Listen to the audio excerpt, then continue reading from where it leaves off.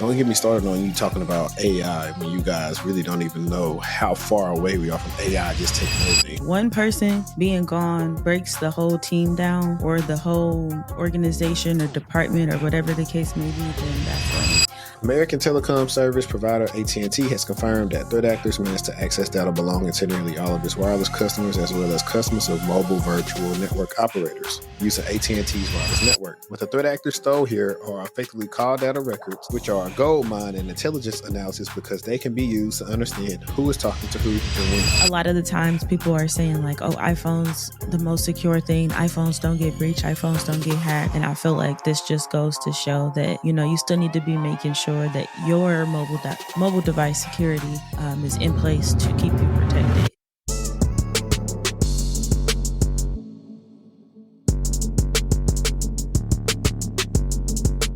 But why do people hate on remote work so much?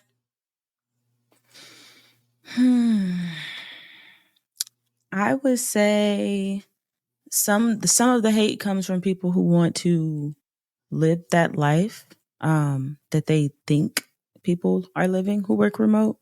We know it's glamorized, but I really would say that people think you have more of a flexible schedule. People thinks that means that you can relax more at work. I think it has a lot to do with the misconceptions and the generalizations that we all have the same experience working remote when we don't. I just say it like this: it's hate. Like on Joe Budden podcast, when somebody's saying something that somebody like it's hate, they have a quick sense saying that's hate. Mm-hmm. And so if you go back through, so guys, for context, 2 podcasts ago, we released an episode where we were talking about how Dell employees fought back against Dell and voted that they wanted to work remote. And that video did some good numbers. I'm gonna put the thing right here. Now there were so many different comments, mixed comments. Everybody's talking about how the remote workers are stupid. They're going to be replaced. Oh, if you can work remote, they can hire the people in India. And a lot of them were just mad. Some people were just actually mad. When I say like they're mad that they have to go and do their job physically and people can do it from home. But I'm just like, that ain't their problem. Like you pick the job you want to do. I learned from a young age that I really didn't want to be in the elements working and I want to do a job that let me be flexible. So I made sure I was able to do that in some type of way. I wouldn't hate on like, what I'm saying? Like there are blue collar jobs that get paid a lot, paid more than me. So that'd be like me hating on them. So, you getting a lot of money just because you cleaning windows in a skyscraper. That sounds stupid. That's what they say.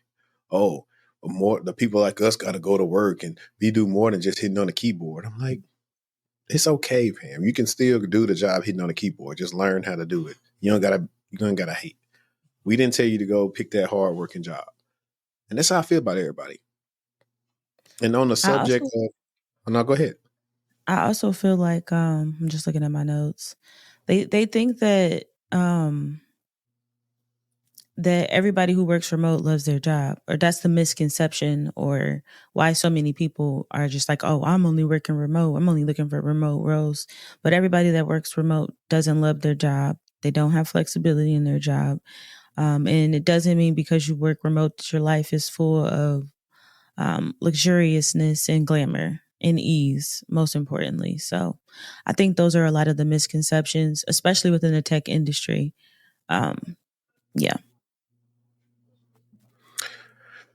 Not only that, all the misconceptions of AI and, oh, your job can be outsourced. Let me tell you guys something. If it was so easy to outsource, why every company just don't outsource all the jobs? Did y'all ever think of that? You know why they don't do that? Because stuff will not be done right. There's only a small percentage of people that are offshore that are actually good when you actually work with them. A lot of the work they do is trash. And I probably would die on the hill. And it's trash because one, hey, of course you could pay them cheaper, but most of them you have to tell them exactly what to do. And they don't do anything outside the box. So they're not bringing a lot of contributions to your organization. 2, what you do have to worry about when you also have people that are offshore is there are different type of labor laws, and there are these other different things that you have to regulate for, and you also got to hope that they're not stealing your information and getting it to their country. There's a lot of stuff that's going on that you guys don't pay attention to, that you just want to say, oh, they're going to put all the jobs in India or whatever. And don't get me started on you talking about AI when you guys really don't even know how far away we are from AI just taking everything. Sure, it can do simple things, but you got to govern the AI. I posted on LinkedIn not too long ago about OpenAI actually had probably a breach. It wasn't probably big or anything. However, when people are using these large language models and we're getting AI from everywhere else, you're going to have a whole new subset of security type of jobs or data privacy that's going to govern if AI is spitting out what's supposed to. So, needless to say, AI is not that advanced yet that's going to just wipe everybody's jobs away. So, y'all people that's saying that just because you're mad, you got to go do your job. You still got time to get you a remote job. And while Destiny was talking, I thought about this. Like you said, thinking people, everybody's happy. Some people actually probably would want to come into the work office, but they probably have to move too far away to where there's I don't want to. Yeah. And circle back to what you were saying about the AI and the outsourcing piece. I feel like it's overrated and we're giving too much credit to AI and not enough credit to, like you said, laws, regulations, ethics, or even the value of real life human interaction, thoughts, which are still valuable to companies and business. So, some things will be outsourced in a way, but I feel like as AI has risen, we've kind of seen it in the same way that we used to see flying cars. We thought cars were going to be flying by whatever year, and look at what's occurring now. They're not flying. They're moving. We're moving to a more electric vehicle model. So, just like we see with that scenario, I kind of feel the same kind of way AI, but in a different context. It's overrated that we're giving AI so much credit when it comes to outsourcing and all these jobs that are going to be lost and things of that sort. And while you were talking, I looked something up because I want to actually give a visual representation of some stuff. Let me see if I can present this. Because everyone is talking about how people, we should want to go into office and promotion and stuff like this. But let me show you what happened in 2020, just briefly in a nutshell, of why people decided, hey, I'm going to move somewhere on the outskirts of town that's cheaper and I'll be able to raise my family and still do my job. So y'all see this thing says home prices in US are up 47% since the start of 2020. And I want to see if it's going to give us some good prices. Let me zoom in some more. Yeah, the current housing boom that has even outpaced the growth seen in the 1990s and 2010s, which saw a 30.1% and 44.7%. Additionally, home prices this decade are reported to be on track to surpass the growth seen in the 2000s, along with possibly surpassing the numbers seen in 2007 before the housing market collapsed.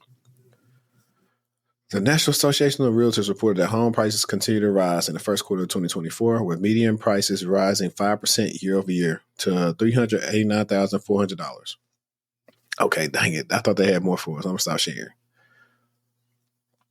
Now, it's a platform that a guy that I follow, and I think he was on CNBC or something like that. But we'll probably react to one of his TikToks one day because he is always pretty much breaking down the myths that the boomers and Gen Xers have against millennials and Gen Z about working hard and trying to get a job. And he was showing hey, the average price in America is $400,000. And now you got to have a salary of $120,000 to even qualify for some of these homes. And that's what's happened over the last 4 years is because it's a housing shortage. So supply and demand. So when everybody is talking about going to the office in there, people are trying to stay places where they can afford and not have this. And we're going to get to the next subject after this.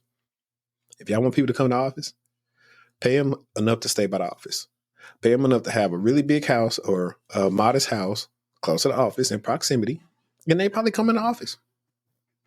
So whatever you're paying them, double it, and they'll probably be there. And that's kind of what I got to say on that one. You got anything to add?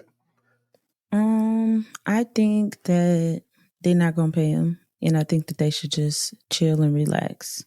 A lot of people, even just throughout time, have not stayed necessarily in the city that they work in.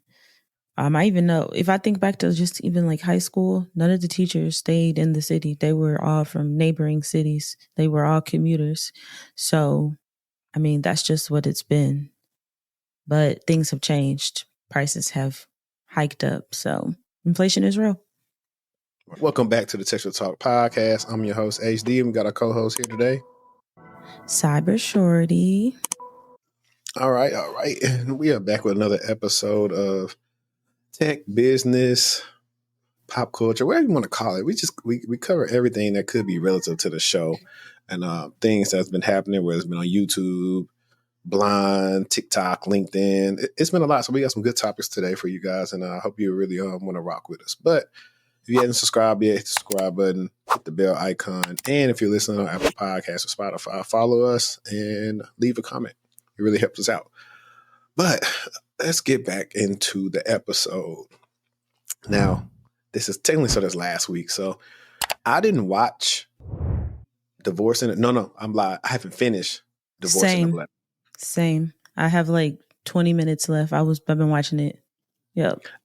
I've seen the beginning and I've seen like some of the end, but not the middle. So I don't know what you've seen, but I do know it's kind of, I don't know. I think for us, we've seen so many movies, we feel like they're the same but different. But I think other people who haven't seen a lot of his work will like it more because they don't know what to look for. And I saw an interesting TikTok of this black lady. She was saying, man, I just think Tyler hated black women. But then I realized he only just making the stuff that he see on the For You pages. He said these stories is stuff that all the women are be talking about on the For You page on TikTok. And she broke it down some more. I was like, pretty much you do see like this type of stuff, even though there'd be like extreme scenarios in the movie, because of course it got to be entertaining. But how the movie starts off and what I seen about that, her dad, I was like, yeah, he deserved it. I feel like Tyler is trying to get more raunchy. Like his raunchiest character is Uncle Joe, right? And so I feel like as of lately, he's been tapping more into his raunchy side, and I feel like that was with like Mia Culpa, and definitely this movie. I feel like the cussing is slightly more believable, but it's not spot on as to like a real life scenario throughout the movie. The acting, I wasn't in love with the acting. There were moments where I was like, okay, I'm vibing with this moment. And then there were other moments where I was just like, eh. But I will say Tyler do got a little game though, because he always throw a little player, a little talk, a little lingo that one of the male characters says to one of the females. I can't remember what it was in Mia Culpa, but in this movie, the guy that she was friends with, I guess that she had knew since high school or whatever, he had said something like, I want to go get in your bed with you or something like that. It was like the context in which he said it. I was like, okay, Tyler. But I don't know. It's better than Madea goes here, Madea this, I love Madea, don't get me wrong, but I like that he's creating more storylines. It's worth the watch. It's not the best that I've seen from him, but it's definitely still worth the watch. I think Dante did his thing in the movie. The accent wasn't accenting for me. Wherever he was trying to act like he was from. Where they supposed to be from? I don't even remember, but outside it wasn't of Atlanta, good. something, right? Even worse if it was Atlanta. No, I think that's supposed to be out. Like that's supposed to be from some like rural city outside of Atlanta, from what I gathered. It's not believable for me. They don't really. To me, Atlanta people outside of like lingo of saying like certain words, to me they don't really have an accent. Yeah. So. He was trying to have a little twang to his words and I wasn't feeling it. But he wasn't cringe. He wasn't cringing me the whole time because he had some good moments in there where I was like, oh, okay, he owned that with her. He ain't playing. Okay. But yeah, I give it what rating would you give it? I would give this like, because you haven't finished. Yeah, I've only seen the end and the beginning. Like for me, I don't know. Like even the funeral scene was hard for me to kind of get through because I was like, this is not believable. That's what I'm saying. What I mean, like he's gotten more raunchy. Like we wouldn't have ever we would expect Tyler to have a woman cuss a man out, maybe a man disrespect a woman, but the whole funeral scene was a lot. I was like, this is a lot. Did you make the connection that that's the lady from The Wiz? I seen a meme somewhere on some social media site, but the mom is the evil witch in The Wiz.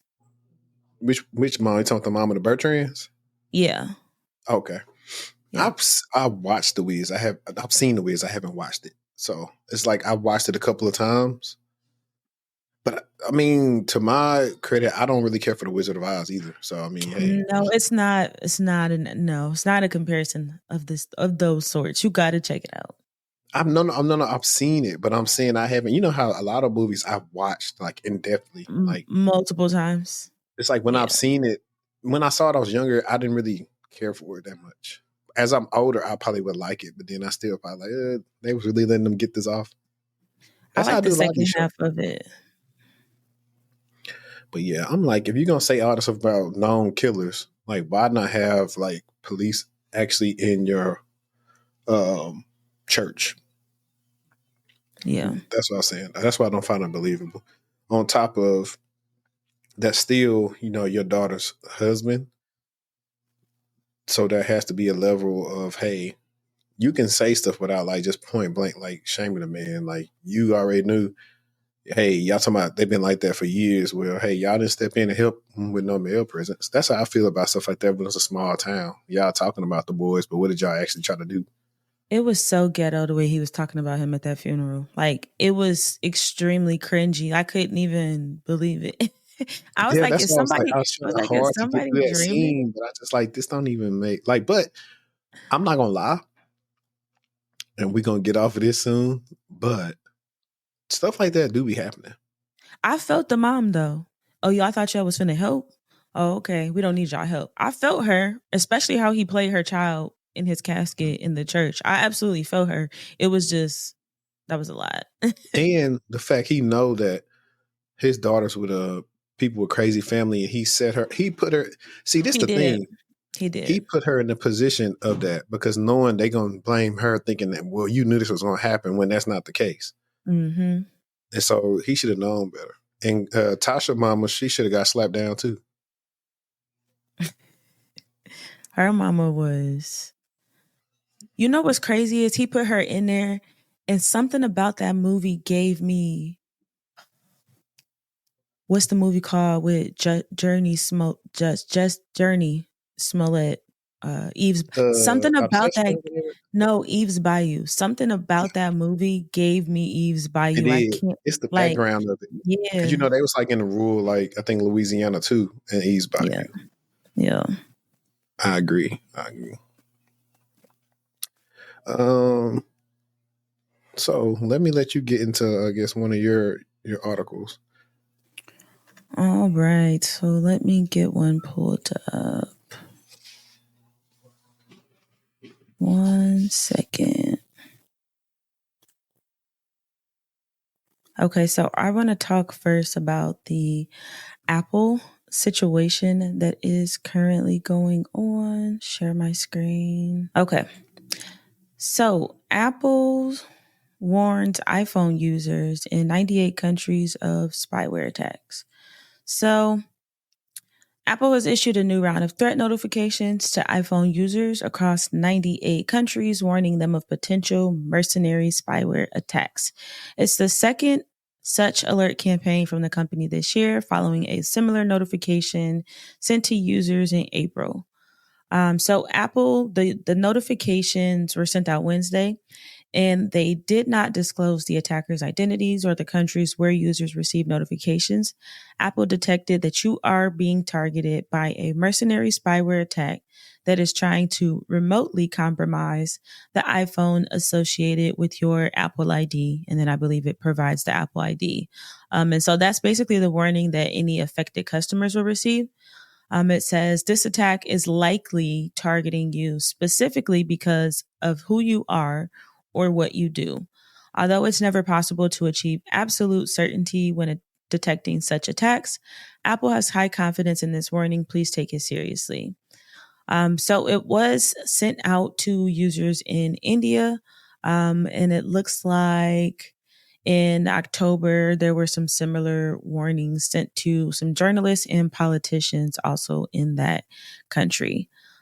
So I think I just really wanted to highlight this, and that's really just kind of the end of it. But I just wanted to highlight that because I felt like a lot of the times people are saying like, oh, iPhone's the most secure thing. iPhones don't get breached. iPhones don't get hacked.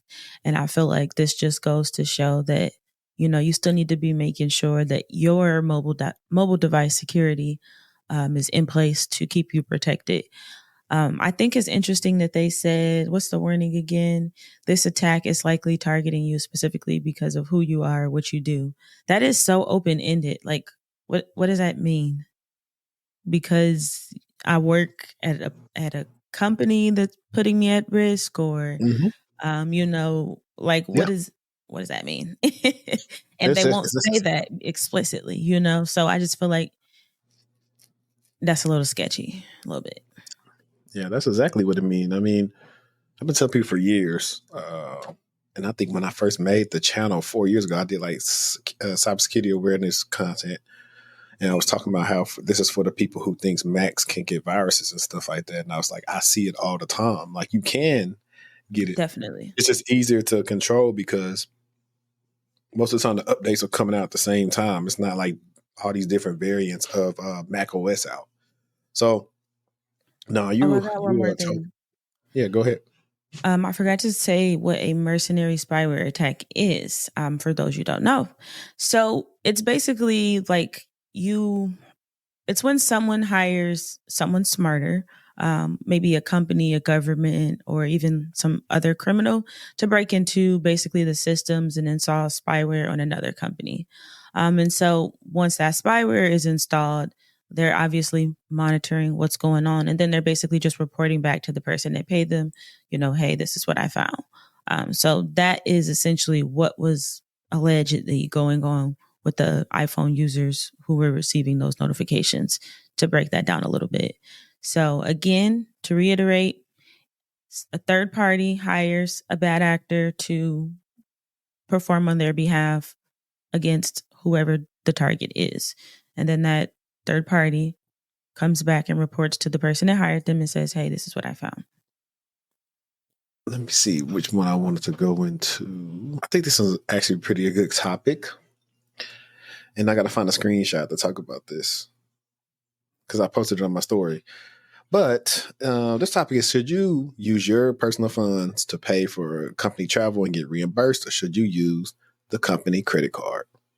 I don't know what Buddy was talking about in this situation because I'm like, everybody knows if you use the company credit card, they let you like input your rewards information and get rewarded for the travel. So we didn't know what he was saying, but here we go.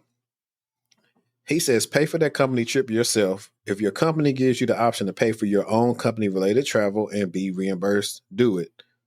Most of us get excited when we get flown out and tell the whole world about how our company sent us to Los Angeles for business and paying for everything. This excitement is valid because it's a big occasion for a newbie. But what a vet would tell you is go ahead and open up your rewards account with Marriott, Hilton, and Choice Hotels. Most hotel points don't expire unless you are inactive for a period. Do the same with airlines and rental cars. My preferred credit card is Amex and the Delta SkyMiles Reserve card. And the only card I use even when flying with another airline. Pay for your trip, scan your receipts each night or morning, and keep them in the bag in case your company needs them for your reimbursement. Use those points and rewards for your family or sell them. Marriott allows to transfer once a year. You can transfer SkyMiles at will. I understand everyone will not agree or understand why.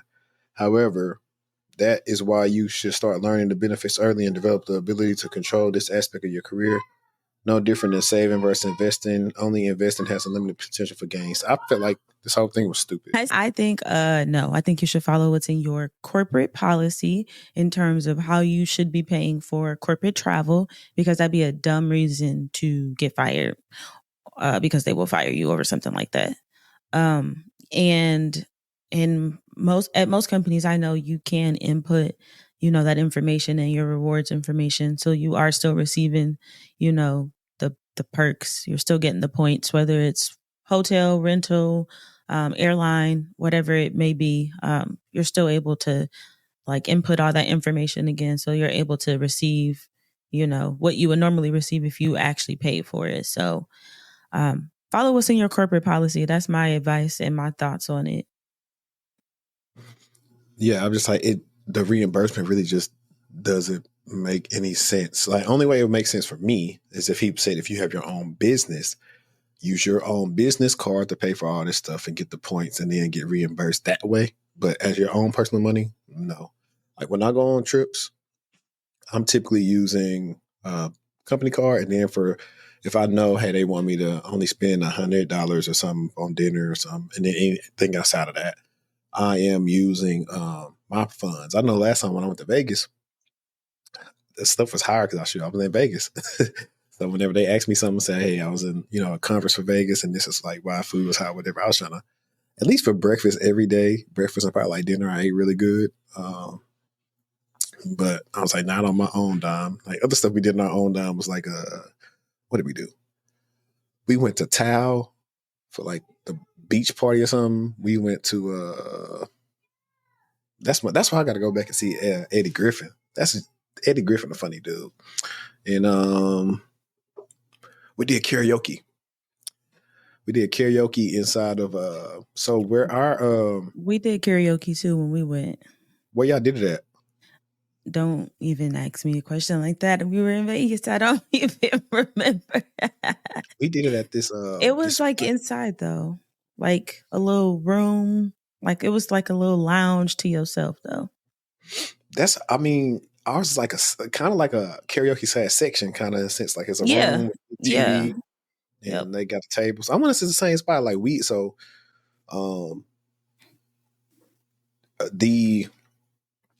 the conference was at the Venetian, but it's also connected to the Palazzo. So those two hotels. And so I remember I just scoped the spot for y'all that have never been to Vegas. Vegas is like outside of the casinos, like most every hotel has a mall connected to it, and they got different things. It's called Camu. I think that's where we went. Yep. Let me see. Is this how it look? Look, y'all, we're having fun right here. Let me see if this how it look. Let me go to the videos. They look like this on the inside. Wait. Yes, exactly like that. Yes. Yeah. It was a time too. I would definitely do that again. Absolutely. You know the first song the ladies wanted to sing?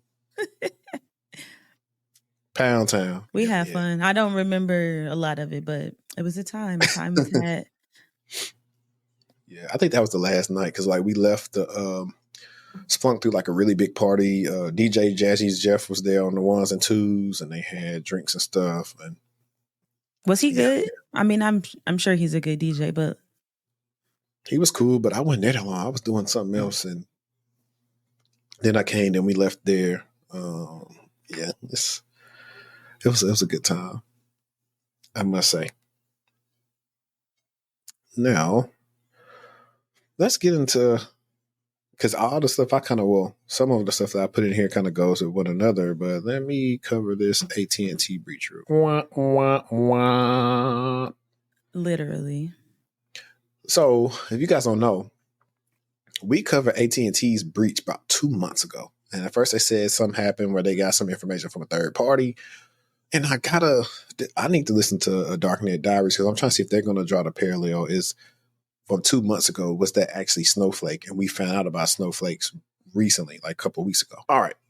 AT&T confirms data breach affecting nearly all wireless customers. American telecom service provider AT&T has confirmed that threat actors managed to access data belonging to nearly all of its wireless customers, as well as customers of mobile virtual network operators using AT&T's wireless network. Threat actors unlawfully accessed an AT&T workspace on a third-party cloud platform, and between April 14th and April 25th, 2024, exfiltrated files containing AT&T records of customer call and text interactions that occurred approximately between May 1st and October 31st, 2022, as well as January 2nd, 2023, it said. It's a lot going on. This compromise telephone numbers, which in AT&T or MVNO wireless number interacted, including telephone numbers of AT&T landline customers and customers of other carriers, counts of those interactions, and aggregate call durations for a day or month. A subset of these records also contain one or more cell site identification numbers, potentially allowing the threat actors to triangulate the approximate location of a customer when a call was made or a text message was sent. AT&T said it will alert current and former customers if the information was involved. The threat actors have used data from previous compromises to map phone numbers to identities, Jake Williams, former NSA hacker and faculty at IANS research said. What the threat actors stole here are effectively call data records, which are a gold mine in intelligence analysis because they can be used to understand who is talking to who and when. All right, so here's a list of the AT&T MVNOs, Black Wireless, Boost Infinite, Consumer Cellular. It's a lot of different small carriers. Okay, so here's the fun stuff. The name of the third-party cloud provider was not disclosed by AT&T, but Snowflake has since confirmed that the breach was connected to the hack that's impacted other customers such as Ticketmaster, Santander, Neiman Marcus, and LendingTree, according to Bloomberg. The company said it became aware of the incident on April 19th, 2024, and immediately activated its response efforts. It further noted that it's working with law enforcement in their efforts to arrest those involved, and that at least one person has been apprehended. 404 Media reported that a 24-year-old U.S. citizen named John Benz, who was previously arrested in Turkey in May 2024, is connected to the security event, citing 3 unnamed sources. He was also indicted in the U.S. for infiltrating T-Mobile. Bye. Criminals always, they cannot leave good enough, what's it called, well enough alone or good enough alone? I don't know what the saying is, but they can't do it. In 2021 and selling this customer data. You know what's funny about this part right here? Do you remember last week when we were talking about T-Mobile and one people come in 4 days in the office and I was talking about them getting breached? Yep. There it is right there. I might send that to the recruiter. However, it's emphasized that the access information does not include the content of calls or texts, personal information such as social security numbers, dates of birth, or other personal identifiable information. While the data does not include customer names, there are often ways using publicly available online tools to find the names associated with a specific telephone number. It's also urging users to be on the lookout for phishing, smishing, and online fraud by opening text messages from trusted senders. On top of that, customers can submit a request to get the phone numbers of their calls and texts in the illegally downloaded data. The malicious cyber campaign targeting Snowflake has landed as many as 165 customers in the crosshairs with Google-owned Mandiant, attributing the activity to a financially motivated threat actor dubbed UNC5537. And guys, I'm going to interject right here. If you want to learn more about this, like so Mandiant, CrowdStrike, and other companies, they have their own way of tracking these threat actors. So this is most of the time how Mandiant does theirs. You can type this in and you'll see Mandiant's full report, and I may share it in a second. Matter of fact, let me go to it real quick. No, I'm going to stay right here. It'll just make it easier on me for editing. But if you type this in, it'll actually show you what the threat actor does and how they infiltrate and how they actually get all this data. And this will be another good way you can understand attacks and just study things like this when it comes to you have an upcoming interview. All right. The threat actor dubbed UNC5537 that encompasses members based in North America and collaborates with an additional member in Turkey. The criminals have demanded payments of between $300,000 and $5 million in return for the stolen data. The latest development shows that the fallout from cybercrime spree is expanding in scope and has a cascading effect. All right, so we're going to stop there. And actually, let me do this real quick. Briefly show you guys. This is UNC 5537. And so they got a really good write-up on this. Came out in June. And I'm not going to go through all this, but I'm going to show you the cool stuff they got, like their tech diagrams. People get paid. The fun thing is people get paid to make these. I think it's pretty cool. I think this would probably be what security researchers do. Just wanted to show that. And while we are talking here, let me tell you about today's video sponsor, Aura. I'm just going to plug in Aura again. I always plug in Aura every time. I'm plugging in Aura every time we see something that's happening. Just because they're telling you guys to actually just be a little bit more vigilant in smishing and phishing. And I can tell you guys, Smishing in them, those are the good ones. And what these people will do, they may sell this information to somebody else, another type of third actor or something. And they're not going to be really sophisticated with their approach. If they find out you're somebody who's interested and might have a job, like you're talking about earlier, so this ties into your mercenary thing earlier. If they do their research and figure out you work at somewhere, you're like leadership or something, or you are the partner of somebody in like leadership or have some type of job that may be connected to some money, they'll try to send you a smishing message based on wherever somebody works at. And if you do click the link, the issue that you may run into is that you'll click the link off of the company's network and possibly compromise right there. So you just don't want to click on anything. If you're not sure, send it to your security team. They'll take a look at it, maybe give threat intel, see what's going on if it's an attack on the company, and kind of go from there. So do your due diligence. You don't want to be asked out, as they like to say. So do that. But if you want to take care of your information online, if you want your financial transactions to be looked at in case you see something you don't recognize, you want a VPN, a password vault. If you just want a company that's working 24/7 to make sure data brokers do not have your data, look into Aura. I still use it. I think Destiny's still using it. It's always Absolutely. notifying us if our information is on the dark web. And it's for a great price. But if you use the link in the description, you can get a free 14-day trial to make sure data brokers do not have your data. So check out Aura. I will say What you say? with two things. Oh gosh, I just had a brain fart. One of them was I wanted to highlight what they put in their 8K. And I'll do that because I forgot what the other thing was. Okay, so the 8K filing is basically what they are legally obligated to do now by the Security and Exchange Commissions. So this is what they wrote, AT&T. On April 19, 2024, AT&T learned that a threat actor claimed to have unlawfully accessed and copied AT&T call logs. AT&T immediately activated its incident response process to investigate and retained external cybersecurity experts to assist. Based on its investigation, AT&T believes that threat actors unlawfully accessed an AT&T workspace on a third-party cloud platform, which was Snowflake, between April 14th and April 25th, exfiltrating files containing AT&T records of customer call and text interactions that occurred approximately between May 1st and October 31st, 2022, and January 2nd, 2023. The data does not contain the contents of call or text, personal information, blah, blah, blah. Current analysis indicates that the data includes period for these times of records, calls, and texts of nearly all of AT&T's wireless customers and customers of mobile virtual network operators. So they said that they've taken additional security measures in response to this incident. On May 9th and again on June 5th, the Department of Justice determined that a Form 8K delay in providing public disclosure was warranted. AT&T is now timely filing this report. That's them covering their tails for their customers, basically saying, yes, it happened a while ago, but we had to do our investigation before we told y'all. And the Department of Justice told us we could do this. That's basically what they're saying. They said that they're working with law enforcement in its efforts to arrest those involved based on the information available. They understand at least one person has been apprehended. They don't believe that the data has been published publicly, so they don't believe that it's publicly available. Sick of them. Sick of AT&T. Real sick of them.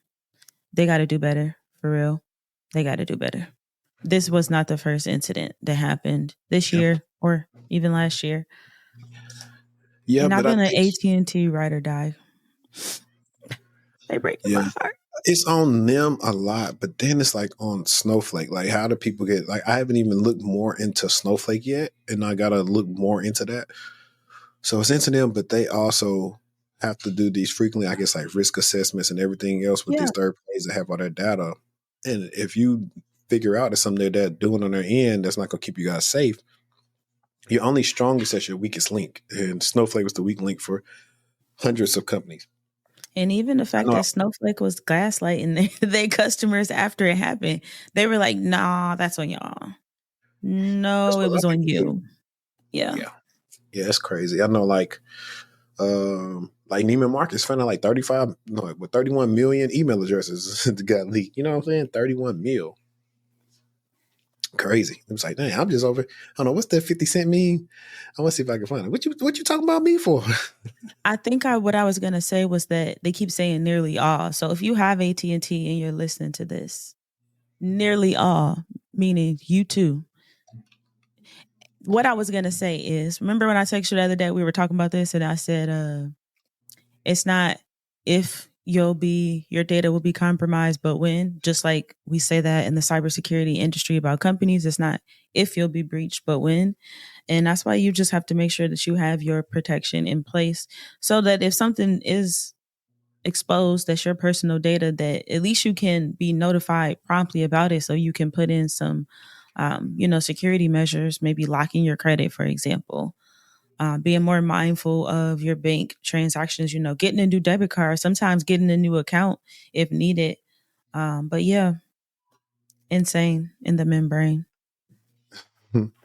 Man, I cannot find it, man. But it's like a I might try to do it after what you call it. But 50 Cent was like, what you mentioning me for? Like something like that. The computer say, Floyd said, fuck T.I., fuck Nelly, fuck 50. I'm like, what do you say fuck me for? And I think that's how Neiman Marcus is like, bro, why I get into it? I thought I was doing good business. Yep. And let me see, did I open it up? Here we go. So y'all know the last episode we talked about CDK Global and how they pretty much cost everybody millions of dollars. So I want to briefly touch on that. It's alleged that they paid $25 million for the ransom. They paid that in crypto. So it looks like CDK paid a $25 million ransom in crypto to end this outage. CDK Global has apparently paid up in order to end the ransomware attack, which recently crippled its operations and brought a large part of North American car dealerships business to a screeching halt. And, I put that snippet out, and a lot of, well, not a lot, but some people who worked in car dealerships was like talking about that and other things going on in the industry. And they said like, I was kind of crazy. I was like, yep, just keep watching.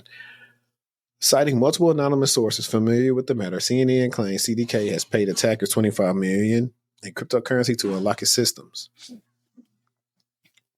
It reports this the company has not confirmed paying a ransomware demand, but multiple anonymous sources closely tracking the incident have said this was the case. No coincidences. Furthermore, two major things happened in the aftermath of the attack which could be tied together. First, the payment was made in cryptocurrency and all transactions done over the blockchain can be tracked. We know what blockchain is. Stop putting all that crap on there for me to try to read. Can be tracked. Surely enough, they are pseudo-anonymous. Pseudo. No coincidences. Furthermore, two major things happened in the aftermath of the attack, which could be tied together. First, the payment was made in cryptocurrency and all transactions done over the blockchain can be tracked. Surely enough, they are pseudo-anonymous. That's not pseudo-anonymous. Pseudo, what is it? Pseudonymous? Pseudo-anonymous. It is, but it's not, because it's like pseudo, then you got numus at the end. Is it pseudonymous? Pseudonym. I have a little speech thing going on here, so don't give me the line. P's and S's is not my friends. I already know it making the word like pseudo. If it was nothing else, it'd be pseudo. But then you got numus, so pseudo-numus, pseudonymous. Hey, tell me in the comments if I said it right. Pseudonymous, but nevertheless, someone sent 387 Bitcoin, roughly 25 million, on June 21st to a cryptocurrency account identified to belong to affiliates of Black Suit, a known ransomware operation. The address from which the money was sent belongs to a company that helps victims respond to ransomware attacks, the sources further said without naming the firm. Secondly, CDK Global started bringing its systems back online roughly a week after that payment was made. CDK is a company that provides software as a service for car dealerships, suffered a major cybersecurity attack in late June 2024, which forced it to shut down most of its systems. As a result, companies using CDK service were unable to conduct most of their business and were pushed back to pen and paper for whatever little work they could do.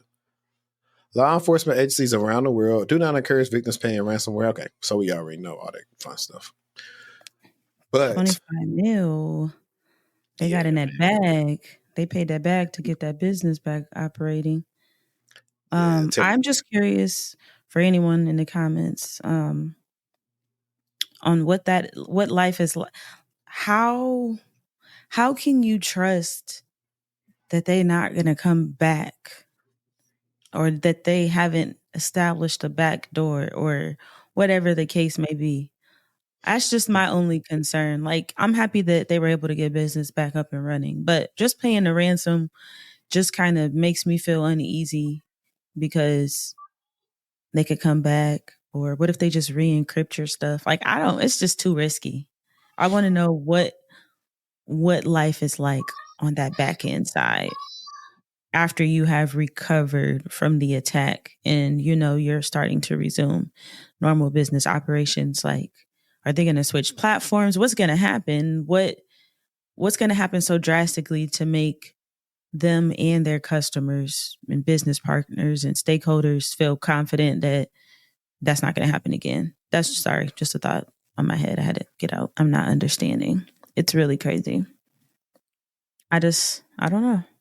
It's just a thought that won't go away. It's just like always having to look over your shoulder. That's how I would feel if I was the CISO.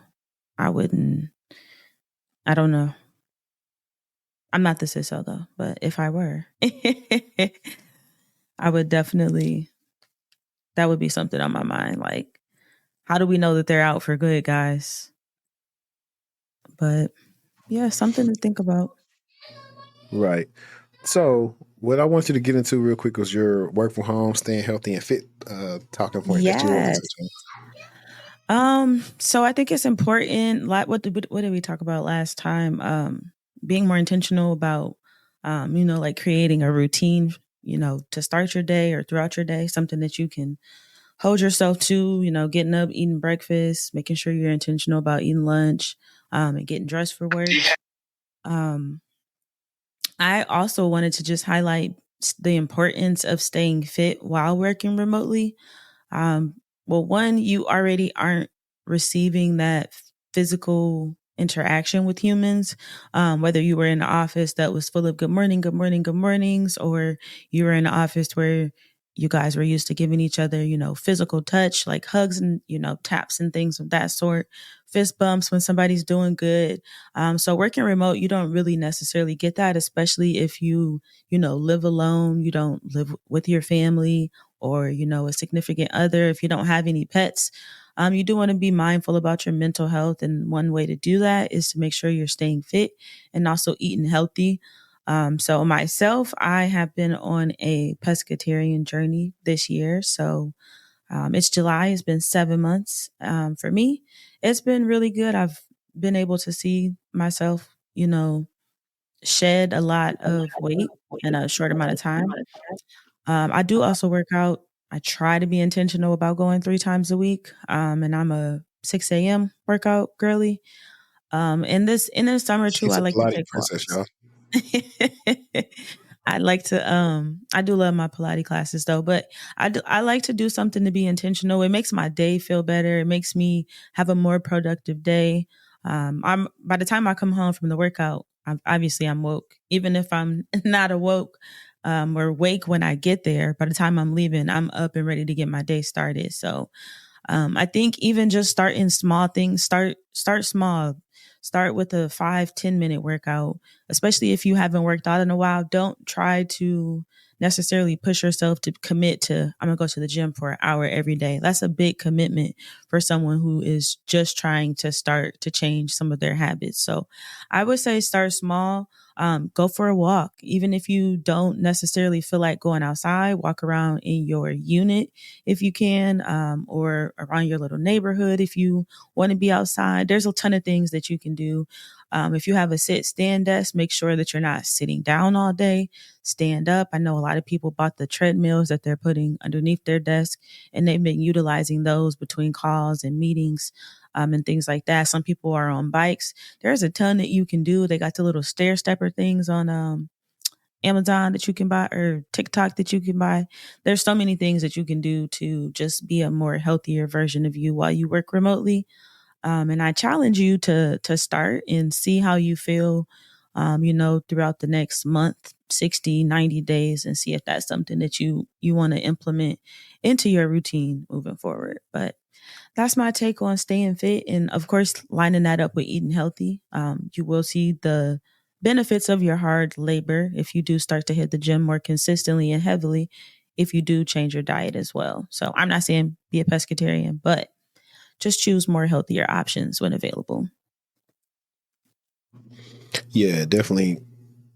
So I'll add into that, like for people that do work home and you're eating good, if you want to avoid the itis, what you can do is after you eat, go, if you got stairs in your building, go up the stairs a couple of times and you won't go to sleep. Also for my people, let's say, especially if you do heavy weights, I don't go heavy days. Like most of my reps are between 10 and 12. So I don't really go heavy because I don't really ever have a spotter. What you could do if you have time to end your workout, just walk 2 miles on the incline. It's like 35, 45 minutes. You'll notice like pretty soon, like you'll be like losing weight and you won't be super hungry after it. That's like the difference between like running and walking. It's doing about the same amount of things, except you're using more energy when you run. And that's why like your appetite is up after you have ran a lot and you got to go eat some or put that protein in you. And that's pretty much what it is. So, and if you can't do 2 miles, do 1 mile. Like I do, like I don't have a lot of time. I'll just do me 1 mile. What are they in there talking about? It's like they're in there arguing about toys. But yeah, just try to get it in where you can. Let's see. I am not a treadmill girly. I'd rather walk outside for 5 miles than walk on the treadmill for even half a mile. But I'll do the stair stepper. I'm not a See, bike girl either. I don't really mind walking on a treadmill. I hate really jogging on treadmill. Shin splints. Oh, I get those bad. Even walking. If I try to do a little speed walk, please. Them shins be tore down. I'm a destination guy. So when I run, I like to pick, like when I stay in Frisco, this is like before COVID and like when COVID happened, I used to stay on Lebanon. And then sometimes I say, okay, today I'm going to go try to run. I'm going to go run the Warren. And then sometimes, occasionally I ran in Gaylord. And the people who know, they know where these places are. And so I could visualize, okay, I know I'm going to go down there. Cool. But when I'm on the treadmill, I'm just doing the same thing over and over again. And my mind is to my body, like, this ain't it. This ain't it. We need to go somewhere. Because I could push through if I know I'm going to a destination. I can kind of, like, I can keep it up on the treadmill, but it's not the same. Did you see the DFW Run Club group? I saw Kendra's in it, I think. Yeah, they be doing a big one. I'm not ready yet. Maybe. And they didn't turn that thing into like where you can find your boo at. It's like nothing that's safe for finding a boo. That's what they did turn it into. I seen the play a mile away. So if you do work out, put in the comments what you like to do to get your day started or to end your night, or if you a lunch break workout type of person, let us know what you do. Right. Okay. Now let's get into the fun stuff, everybody. Y'all like when we do these TikToks, so we are ready. All right. Let's see. Can you hear this? Most vile thing I've ever seen. Today, Intuit announced that they were laying off 1,800 workers, but the CEO decided to take a bold new move and instead of using the common restructuring and focusing on needs, labeled almost 1,100 of them as underperformers. He just marked every single one of those employees that's going to be impacted as a potential risk. I'm all for companies making decisions as it relates to employees not performing up to standards, but that should be private between the company and the person. It shouldn't be announced publicly. And especially because underperforming is just so subjective. It could be someone who's just not pulling their weight and kind of just dicking around, or it could mean someone is going through a really bad breakup. It could mean one person has a really crappy manager. It could mean that one person pushed a little bit too hard about why it was that they were getting paid less than the new hire. Or maybe they just weren't that person's favorite. But now every Intuit employee who goes through interviews, that's what's going to be on the hiring manager's mind. That CEO should be asked to step down immediately. Because needing to do an 1,800 person layoff because 60% of your workforce is not performing is actually him underperforming. So I definitely heard a lot about that. I think they did the layoffs and then they hired some other people. And guys, didn't we read the article of the person that worked in HR for Amazon how they was forcing people to do PIPs so they can lay them off. Yep, we did. This is what that is. So these people are, hopefully they know, hey, I was not underperforming. They laid us off due to restructuring of the company. If you worked into it, just tell them that. Don't tell them you was underperforming. Tell them, hey, it's restructuring of the company, and that's why I got laid off. Don't tell them that you was underperforming, because I'm pretty sure you wouldn't. Ain't no way possible that many people were underperforming at once and y'all got let go. I'm just sorry. I think it was just a hater move. Like if I've never seen one, that was just a hating move. It was a low ball, a low blow type of move for them to make. And then if you even think about, a lot of the times people don't want to leave companies. Older people, they don't want to do that. They don't want to interview for another new roles. They will if they have to, but if they can find another role within the company, a lot of people would prefer to do that. And with that hating move that they just pulled, anybody that's trying to come back into the company now has that on their record. And if you think about the manager that's hiring, why would I want to hire you? And I see that you don't have a good rating or review, behind you. That was lame. It was lame, loser, lame loser.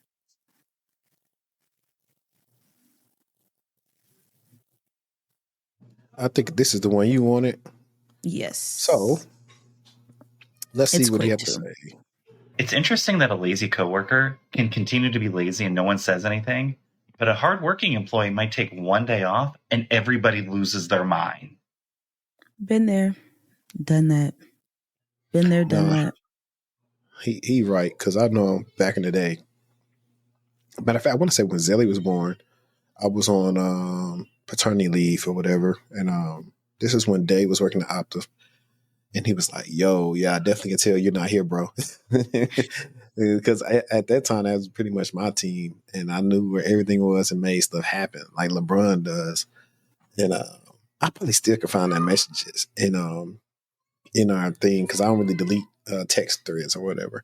And yeah, you definitely know when they're not there. It's like they start calling you and everything, like Final Fire say no. And this is one of the things too. It's like sometimes you're rewarded when you do good, but then a lot of times it's not. And like you get people that could just be mediocre for their whole career and like nothing's happening to them.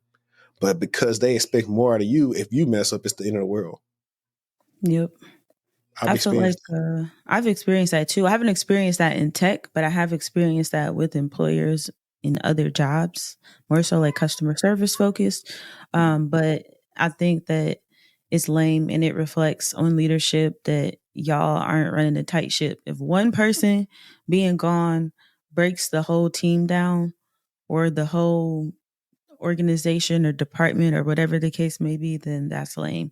I would even say, even if 3 to 5 people, if you can't miss 3 to 5 people, and if that's a big hit to you, 3 to 5 people is not a lot of people. But if 3 to 5 people are the backbone to business flowing as it should be in the company for whatever section or segment that may be, then that's a larger problem.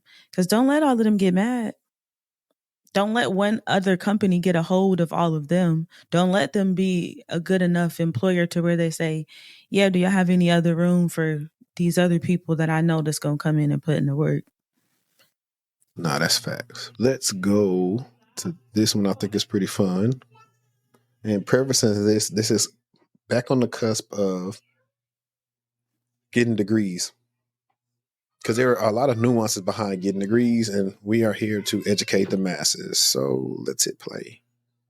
Recap: cybersecurity bachelor's degree, not got a job in cybersecurity ever, and CATS Plus certification, got Pen Test Plus, CISA Plus, security. So this creator is having a hard time finding a job, even though he has a cybersecurity degree as well as certifications. And he's also saying that he's not seeing cybersecurity degrees as preferred qualifications on job postings. For one, cybersecurity degrees are fairly new, if I'm being honest. They just came out a few years ago. Some schools already had them, but for the most part, they're fairly new. And if I'm being honest, cybersecurity degrees are basically a bunch of business classes with high-level technical classes, and it doesn't really even teach you that much. And I also looked at WGU, like course overview for their degree. 34 total classes, with about 20 of them being like, language, math, English, and business classes.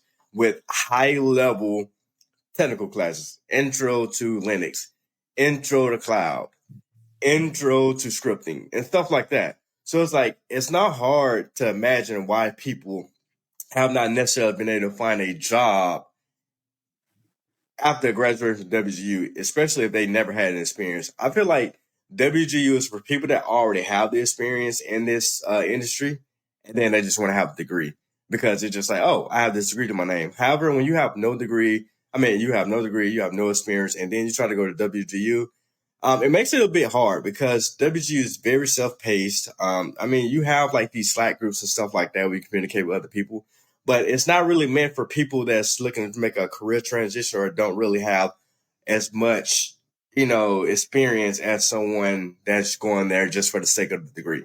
That's completely different. All right, so I'm going to pause it right there because it's a longer video. I'll make sure I put my guy Tay's link in the description. Friend of the show, been on the channel before. So it's a lot to unpack here, but some of the stuff he mentioned about WGU is why I don't recommend it for a lot of people because of the way it's structured. What is what school is that? WGU? Western Governors University. That's what I thought. Okay. Mm-hmm. And it's like I said, I always say it's a school, like he said, it's a good, if you get like some type of entry level role and you can go there because it's cheap and pay for it and get a degree, cool. But if you go the traditional route, I don't think it's the best way because for one, it forces you to get a whole bunch of certifications that you don't need. And the thing about that is that forces you in the same type of thing that we run into while we're doing school, particularly in high school or college. You learn something for a semester, then you forget it. You learn something for a semester, then you forget it. It's the same thing. You learn something for a cert, then you forget it. You learn something for a cert, then you forget it. So when you got all these different certs, they're not even kind of building off each other. In theory, they do, but because you got to go study different things every class, it doesn't. Secondly, I looked at the curriculum too. I was doing a consultation with somebody the other day. They actually asked me about going to WGU, and then we looked at it. I was like, yeah, this is a lot of intro stuff. This isn't particularly classes that's related to a lot of things you may see in the actual company, which can make it hard for you. And it goes back into the discussion of, hey, if you're going to go to school, whether it's a master's or bachelor's, outside of price, look at the curriculum and what you'll get out of it. A school like WGU can be fast tracked. It's for people mostly that already have a job. They can just say, hey, it really for checking the box. But if you're wanting to get more of a better alumni feel, better curriculum, and all that different things that like those bigger colleges offer, then you need to try to go there because that'll help you benefit. I don't know too much up in my hand how WGU's alumni is. Like I know from even my bachelor's, and even though who I got a master's from, they have a decent sized alumni, especially in the area. And as well as at Louisiana Tech, and if I see somebody with tech on their thing on LinkedIn, I'm always adding them like, oh, I went to tech class of 13, whatever. I know I feel like an old head, but hey. I'll show y'all guys one day on here. One of the reasons I picked to go to LA Tech is when everybody graduates, they get a brick. And a brick, they have them all the way back from like the 1900s or 1800s. And everybody's name was on the brick, their graduating class. And so I've seen my brick plenty of times. So if I ever go back to Ruston, I will vlog it and show you guys my brick so you guys can cool. see how cool it is. That's super cool. It's a unique thing. Everybody takes pride in having that brick. There's a lot of people that started with me in 2010 that didn't get a brick. So, and it's a when you graduate thing. Yeah, when you graduate, like they give you this coin, and you throw the coin in the fountain, and then when you graduate, you get another coin, and then of course you get your brick, and you could choose to get a replica brick at your house, and I should have got a replica brick as well. But, what I was going to say about that, I agree with that. I like how he talked about there was a mix between business classes and technical classes because that's really what it is, especially when you get like to that master's level. The classes are like high level overviews. It's up to you to take what you're learning and, dive a bit deeper into that. And I feel like that's just with our education system. You can't just think that you're going to learn something in school or whatever the teacher's post is or your professor or whatever instructor.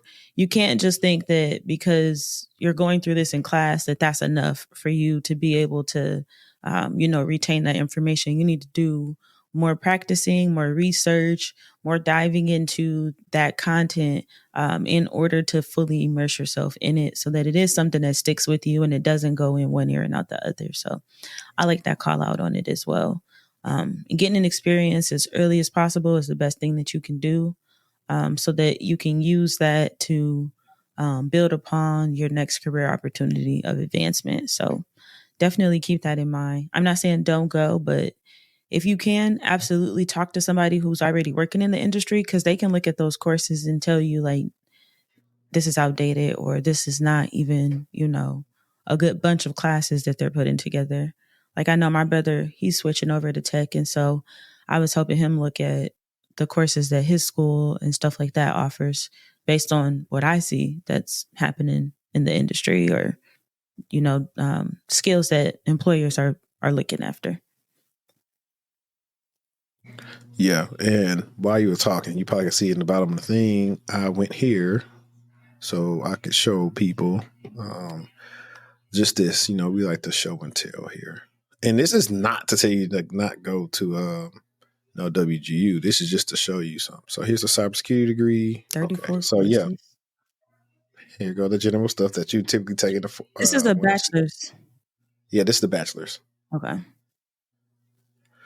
And so all this stuff is stuff you really don't need. And now here are like you say, like he was telling you, Linux foundations, intro. You got an intro and then a scripting programming foundation class. So like he says, like a lot of foundations. Like, so when you're looking at this curriculum, it's very broad and which isn't necessarily bad because you're being exposed to different stuff. You can determine, I hate this, I don't like this, I do like that. But it's not diving deep enough. I see what he's talking about. Yeah, it's just a lot of stuff. And I think this is overall problem of bachelors. Because you're not going to know how to pen test off one course. You're not going to know enough about risk management off one course or this. Like, it's hard because it's trying to show you so many different things. They definitely got you all over the place with the classes: forensics, pen testing, incident response, networking, cryptography. Very broad. Yeah, and this is what reminds me of it. Kind of like really Relic's CIS degree. If I'm being honest, some of the stuff like reminds me of my CIS degree outside of the pen test stuff. I didn't do any pen testing, but this reminds me of that. But here was one of the things I did have an issue with. Their capstone. It's only a written project. What is it? It's only, they don't even tell you no details. I know for me, for example, what something that got me excited to apply for my master's program was seeing what the big project was, that you needed to do. So like ours was to pretend that you were a CISO and create like security risk analysis. It was a lot. It was a whole bunch of things that we did, but even just understanding what it's asking you for. And as a student being excited, this is not detailed enough. And maybe you have to be a student to know more details, but I feel like for marketing purposes, they need to give more context here about what the project could be or examples of past projects, just my personal opinion. No, it's written. Like, for example, at least when our capstone in my bachelor's, we actually had to use all the skills we learned to create something. So we had a project where we created an inventory system for the bowling alley at the intramural. So we actually had we programmed it, what they did, Visual Basic. So you had where you can enter your shoes and information stuff in. We did the database stuff. We used Microsoft Project. We had to present it. We had to do all these different things so we could simulate actually presenting the project to somebody if you're on a call or something like that. So it's like, in theory, all these different things don't really, if they want to do that, they should have niched these like skills down some more when it came to this course. Or they should have like some different tracks. I can respect tracks.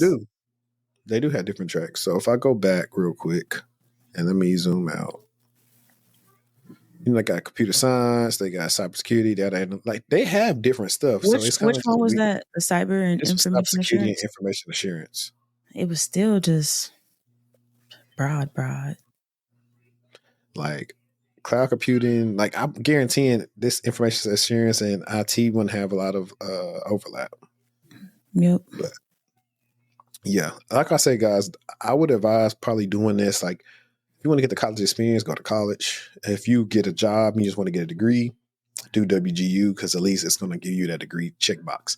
And I'm saying that because I know we've been talking about having a degree or not having a degree. And I can tell you from having clients that having a degree will benefit you, because there'll be jobs that have a hard requirement just for a degree that you really could do. And it's like just having it. And I know we see the different TikToks of, hey, more companies are saying no degree, but that don't really benefit you when you look like us. So you're going to have to be 2 times as good and stand out. So. Absolutely. Absolutely. Absolutely. All right. Now, let's get into, where is it? I think it's the last one. Here's the last TikTok, guys. See it. When new hires get paid more, top performers resign first. That's probably not particularly surprising, but let's get into the research. This is from Harvard Business Review. Employees whose pay was increased soon after the addition of a higher paid coworker tended to stay in their jobs a lot longer, whereas those who had to wait for a raise were more likely to quit. Moreover, while normally about 1 in 4 people resigning from their jobs would be high performers, when you add the addition of a higher paid new hire, that number increases to 1 in 3. Okay, so why? One reason is called the sucker effect, which I just love.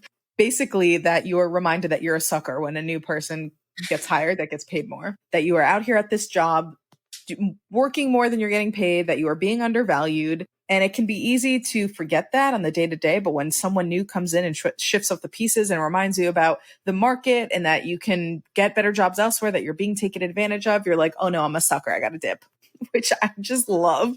A new employee that joins the team serves as a reminder that switching jobs is always an option. Do not let them convince you that you must stay at your job. Do not allow them to make you a sucker.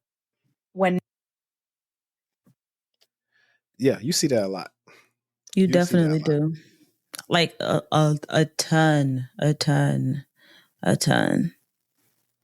Yeah, new people come in, you know they're getting paid. You know what they're getting paid, but you know they're getting paid and what you get paid. You might be close, especially, I put like this, if y'all in the same role, they probably getting paid more than you. I just put it like that, because if you've been there 3-4 years, you've gotten an incremental 3% raise probably every year. And so let's say you started off at like 125 and the cap for your role is 160. So you may be at, if we do the 4% every year, we're going to say you went to 130, 135. We're going to say you probably at maybe $140,000. Now, this new person that comes in, they're getting paid 155 because they negotiated, markets changed, and it's different, and they know less than you. I really think it has everything to do with market changes, as you just said. Like, companies, they had more money in the budget when they just hired that batch of whoever.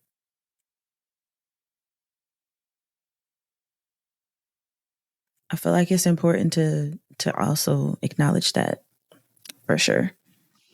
Yeah, I agree. That's why it's good to have a good network. It's good to talk to people about different money plays, stuff like that. Like last night, talking to Aria, we were talking about GRC roles, and she's telling me, hey, now I'm a subject matter expert and this and this. So I've, seen as high as like 200,000 by myself. I've seen jobs to pay up to 300,000. It's very important to have some type of progression in your career. And that's like another talk one day I'm going to do. And whether somebody with HR or hiring manager or director, I get on here, definitely want to talk about how it looks when they look through your resume and you've never really progressed and you've kind of always been at the same level. What does that look like? What does that do for you? And how do potential employers view that or what they're getting in an employee? So that's definitely something I want to look at. But if you are a person that's still at the company now, granted, I think this thing going to phases. Like right now, I'm still at the ambitious phase of my career, only 32. So I'm still looking to learn and do new things. But by the time you get to, unless you're like a director or C-level in your 50s, that's when you probably start getting to the age where I'm just trying to cruise on the retirement or whatever. So I always see that, like where I work with people that are like, oh, to be my dad and stuff. So they are not doing a lot of job hopping. They're secure. Their kids are grown. They got a set schedule. So I think all these things kind of factor into something. So everybody will eventually get there one day. But if you are being underpaid, leave. Somebody will pay you what you're worth. Definitely. Leave. And don't take the counter offer from your company. Just go ahead and go. Because they're going to know that you want to leave. So it's not an if, but it's a win. So I would just go. You can, and then just leave on good terms. You could always come back. Sometimes you got to leave and to get paid what you want and come back. That's what I would tell you. Yep. And a lot of people do that for sure. And when they come back, that shmun, it'd be a lot bigger. Right. But I think we got what movie you been watching this week? What's on your mind? Honestly, I haven't really watched much this week. I will say something that I do want to circle back to though is something like childlike. You know, I'm in the process of wedding planning, so I need to watch something childish, and that's gonna make me like giggle and laugh. So I'm gonna watch Rugrats because it'll give me a good laugh. And I'm gonna watch Rugrats in Paris. No, not Rugrats in Paris. Rugrats Gone Wild. That's the one I'm gonna watch. When Dale was a baby, because should I stay so or cute. should I go? They got all them on, I think, Paramount Plus. I had the girls watching it. Yep. My girls have become a big fan of Arthur. Really? Where is it on? It's on TV? So, PBS has an app. PBS, is it on YouTube TV? I think it is. You can just, if you got whatever type of TV you got, where you got a Google TV is it free or is it it's free. Okay. Just type in PBS and download the app. Yeah. In the morning, sometime before school, I want to watch DW or I want to watch Arthur. And so now they watched it enough to where they're singing along to the it's that, I don't know if that's Ziggy. I think that's Ziggy Marley singing that song and not Bob Marley. I think that's his son. Did you used to watch Dragon Tales? I watched all that. Yeah. I watched Zoom. Dragon Tales. Wait. Did you watch Zoom? Yeah. Okay, me too. Not a lot of people used to watch Zoom. No, because after school, when we would go to like my grandma's house, my grandma at that time, their house didn't have cable. So it was Zoom, Dragon Tales. Remember, they used to have Ghost Rider on PBS. They used to have, of course, like Cyber Chase. Did you watch Cyber Chase? No. Oh, man, Cyber Chase. Caillou, Clifford the Big Red Dog. I was real Caillou, Clifford. I used to like, what else I used to watch? I watched everything on there. Between the Lines, The Puzzle Place. Yeah, I watched everything on there. Did you ever watch the one with the black guy with Kuta Kinte? What, I don't know his real name. Is it Reading Rainbow? Yeah, did you ever watch that? Yeah. Was it on that channel or is it a different channel? It's on PBS. I never remember watching that ever, but I came across like some TikToks and it took me down a rabbit hole and I found that out. Yeah, I think his real name is LeVar Burton. It is. Yep, something like that. Yeah, I ever watched Reading Rainbow. Reading Rainbow. I used to like it all the time, but I definitely watched it. There was a lot of shows back then, though. They had Bananas in Pajamas. Yeah. People who older than me know about Bananas in Pajamas. I want to say they came out like right before or when I was very small, but I wasn't really watching it. I'm trying to see. I don't know. There's a lot of stuff that always flow in my mind because I was talking to Eric yesterday. We were just talking about some different stuff about work and stuff like that. And he was telling me something. And, oh no, what I was watching? I was watching Remember the Titans. That's my movie right there. Is that what radio? No, that's radio. Bye. Never mind. That's Cuba Gooding Jr. But it's a football movie, though. Remember the Titans. Yeah. The funny thing is I hate football because I can't really figure out I pretend like I'm into it, but I can't really figure out what's going on. But I love football movies. They're so good. That's my my movie right there. He say, what'd he say? Was that a racial movie? Huh? Was that a racial movie? Yeah, it's about integration. Yeah, I've seen that. He say, dang it, I can't think I think of like all the Denzel quotes on that afterwards, but that was a good movie. That's a good cast with everybody. Oh, he say, what did he say? He say, man, I just gave your mama a piggyback ride. She weighs twice as much as I do. He talking about something. See, now you made me mad. See, now I can't take your mama to the prom no more. Now that's a mama joke. I'm trying to And look when up. Sunshine kissed him. Sunshine, sunshine, sunshine. Rolling with the homie. Man, I'm just looking for a quote from Rugrats because it was a funny part that Tommy said, but they was bad. They was some terrible kids. The granddad was terrible. He was a horrible babysitter. You supposed to be watching the kids. The kids is missing. They don't know where they at. They in the middle of the forest being tormented by monkeys with a newborn baby who won't stop crying. Tommy friends weren't real because they tried to say we don't want to be your friends no more because your brother a crybaby. He was going through it. Yeah.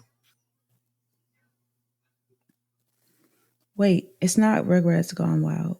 It's whatever one it was whenever they went missing. So when they grown up? No, maybe it's just the Rugrats movie. It's just the Rugrats movie. That's the one where they went missing. That's the one I want to watch. Yeah, with the monkeys. Yeah, it came out in 98. Rugrat movie quote. Oh, I gotta find it. Let me see what I want to end it with. I think I just ended with that. I think we'll end it with that. You guys, I got some content coming out over the next couple of weeks. Now, will we be able to record? We shall see. I'm going to have to get my schedule down. We'll figure that out when we cross that bridge. But in the meantime, read our pages of the rule book, or your head will be shaved. That's why we y'all it. But until What's next the time, last page of the rule book? Stay ahead of the game. We out.